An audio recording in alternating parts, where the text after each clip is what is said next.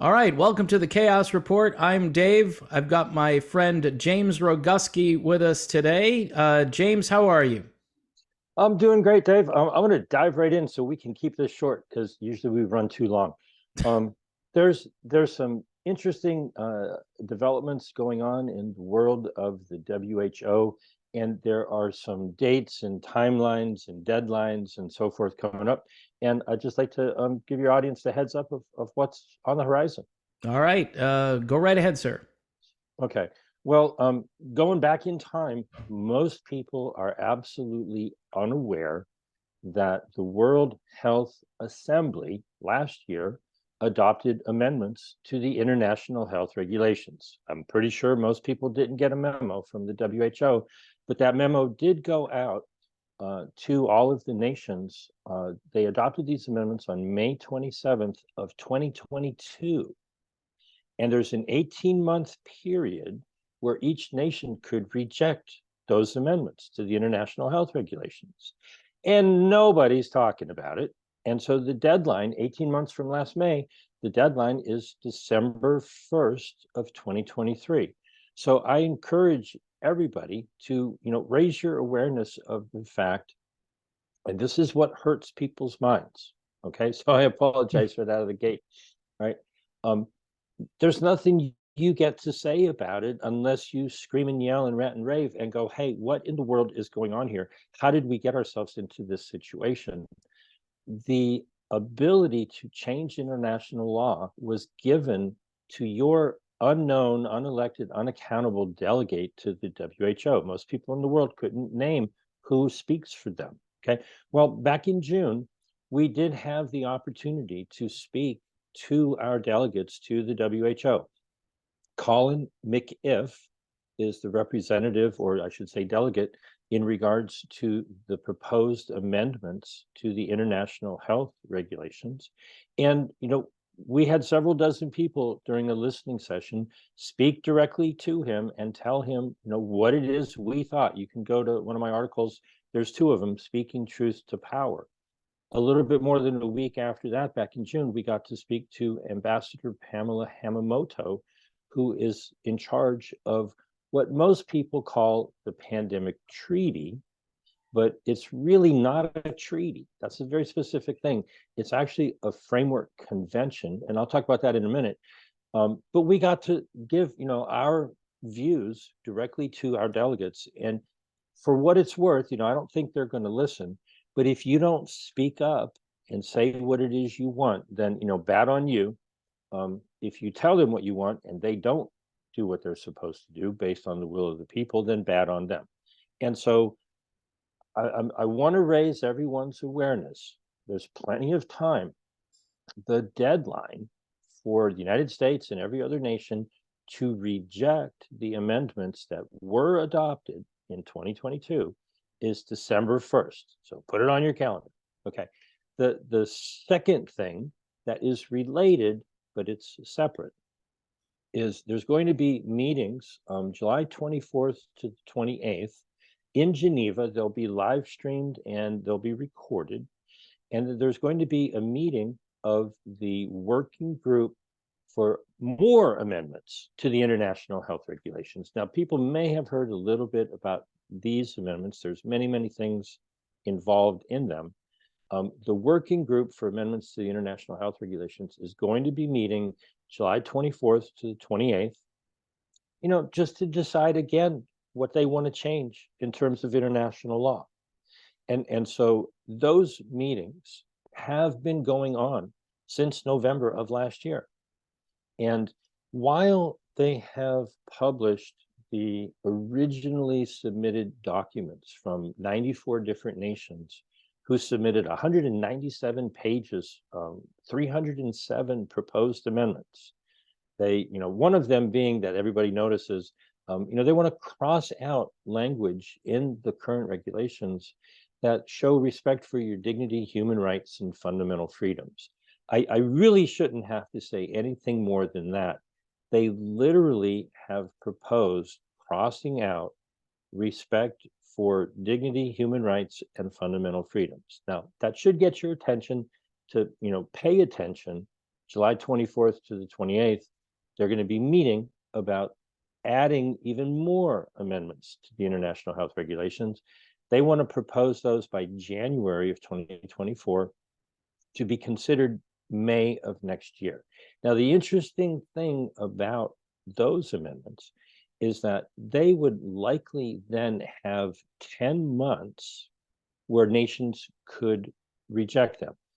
I know it's confusing. The current batch that was adopted last year, there's an 18-month period, but they seek to shorten that to 10 months. So if you get out your calendar and you look on it and you go, well, from the end of May in 2024, if you go 10 months out, okay, that brings you to March of 2025. And so, Dave, let me ask you, Yeah. do you think we're going to have a new administration in 2025? Do you think we're going to have new members of Congress in 2025? Yes. Is there like 16 or 17 months worth of politics and electioneering? Mm-hmm. I get it, they don't really count votes the way they No. should, but for the next 16 months or so, I feel that this should be an issue that every politician, whomever they may be, whatever office they may be running for, from president to Senate and Congress and all the way down, what is your position on amendments to the international health regulations and all of these, supposed agreements?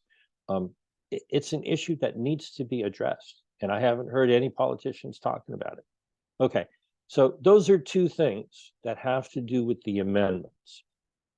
The third thing, which everybody gets confused with what I was just talking about, is called the Bureau's text of the WHO CA plus. Big mouthful. So Mm-hmm. most people just call it the pandemic treaty, but it's not a treaty. A treaty has a very specific meaning in the United States, especially. What this is a framework convention. Hey, Dave, Mm-hmm. what's a framework convention? That's why everybody calls it a treaty, because Right. where in school did we ever learn about a framework convention? Well, Yeah. here's what a framework convention is. You agree to a framework, Mm-hmm. and what they want us to agree to is to set up a whole bunch of more, deeply nested bureaucrats into a new bureaucracy to operate the framework convention going into the future. And so they would set up a bunch of bureaucrats as a conference of the parties, fancy word for a bunch of bureaucrats that you don't have any control over, to change and add protocols going into the future.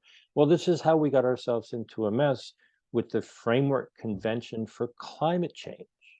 Back in 1992, they agreed to put somebody else in charge of setting up all the protocols. Yeah. And then there's this slow mission creep. And 27, 28 years later, whatever, however many conferences of the parties they've had, you're like, how did we get here? What in the world is going on? Why are they doing all these crazy things? Well, if you agree to a framework convention, you agree to put somebody else in control of making decisions in the future that you don't have anything to say about. And so next week, July 17th to the 21st, they're going to be having meetings in Geneva that are going to be live streamed and recorded. When they meet in Geneva at 9 in the morning, it's midnight my time, right? And probably 3 a.m. your time. Yep. And so these meetings happen kind of literally in the middle of the night for people in the United States. So I don't expect people to stay up all night. You can watch the recordings of the meetings that they actually live stream, because what they've been doing is they get together on Monday, they live stream a bunch of pomp and circumstance, or hi, how you doing, and then they disappear for the remainder of the week, and then they come back on Friday and go, oh well, here's a little bit of what we did in secret, and they're not telling anybody. Okay, and so with the amendments that they've been talking about, they have not published a single updated version. There's no like first draft, second draft, third draft, whatever. Complete silence on what has been negotiated over the last 6 months. And with the WHO CA Plus Framework Convention, they've published a bunch of drafts, but on June 2nd of 2023, they published the latest Bureau's text, but they have been keeping secret the compilation text, which is what all of the nations actually submitted. They don't want us to see what all of the nations have submitted. And they're not likely to show us. And this is part of the problem. The secrecy is a major problem. And so next week, they're having meetings from the 17th to the 21st, but that Friday, the 21st, and then go through the weekend and Monday, the 24th, they're having joint meetings where the working group for the amendments and the intergovernmental negotiating body for the framework convention are going to meet on Friday and then again on Monday. So, they have their meetings. And so where they sort of kind of overlap, they're going to have joint meetings because, everybody's going, why are you doing two different things? What is going on here? And so there's a lot of overlap. There's a lot of redundancy. There's things that I personally feel they're dramatically overstepping their authority. Yeah. And so they're going to have meetings on Friday and Monday that are both groups. Okay. And so to wrap it up and give you just one more, Dave, because they've got one more. They're bringing in the United Nations with this. And on September 20th, the United Nations, it really seems like what they did is they looked at the word salad that is part of the amendments. There's a couple hundred pages there. They looked at the word salad that is going on with the proposed framework convention, which is really just, give me more money to build out the pharmaceutical hospital emergency industrial complex. It reads like a venture capital prospectus. Yeah. So they took all of these various phrases and mushed them together into a 14-page United Nations political declaration. Okay. And so they're going to be meeting on September 20th in New York, ostensibly to agree to just give a push to everything that the WHO is doing. And buried in the middle of that is really what this is all about. They know that what they're trying to implement is going to cost about $30 billion a year. So, ultimately, they're begging for money. Yeah. They want more money to build out the infrastructure that they used to scare people over the last 4 years. They want to use their One Health approach to, just search across the world, stick a swab up your nose or at your veterinarian's office, test your dog's stool sample or your cat or your chicken coop or your goat enclosure or your septic system or your sewage treatment plant, so they can find what they call a pathogen with pandemic potential.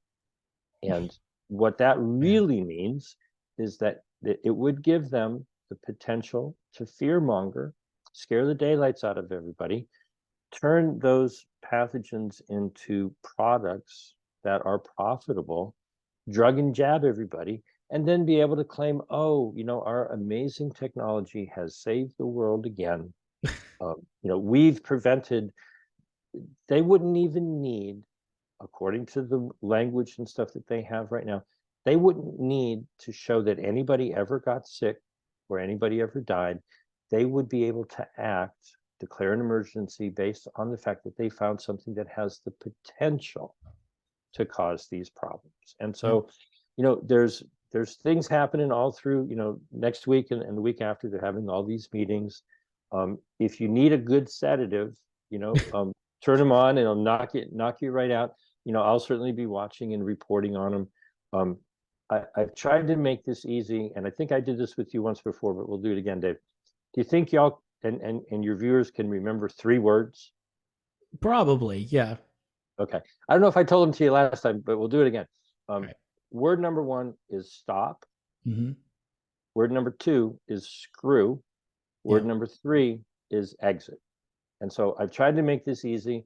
If you go to stopthewho.com, Right. You can get all of the official documents. Don't take my word for it. Go read the damn documents.